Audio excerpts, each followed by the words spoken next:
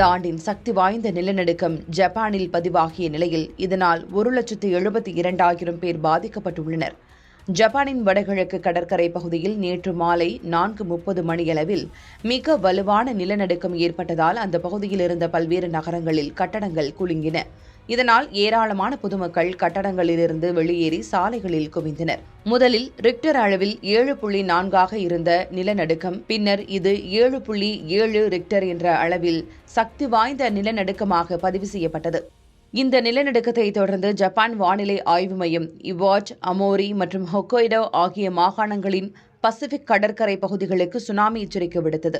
முதலில் சுமார் 3 மீட்டர் உயரத்திற்கு சுனாமி அலைகள் எழக்கூடும் என்று கணக்கிடப்பட்ட நிலையில் கடற்கரை மற்றும் நதிக்கரை ஓரம் வசிக்கும் சுமார் 1.72 லட்சம் மக்களை உடனடியாக உயரமான இடங்களுக்கு வெளியேறுமாறு அரசு உத்தரவிட்டது.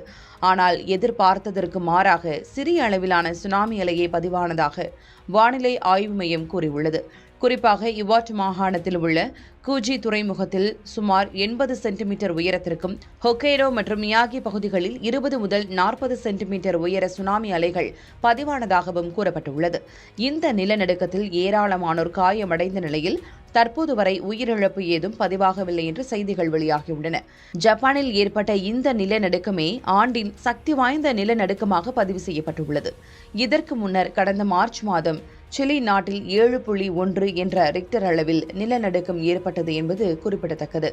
இதனிடையே இந்த நிலநடுக்கத்தை தொடர்ந்து இதைவிட பெரிய அளவிலான நிலநடுக்கங்கள் ஏற்பட வாய்ப்புள்ளதாக எச்சரிக்கை விடுத்துள்ளது பெரும் அதிர்வலைகளை ஏற்படுத்தியுள்ளன.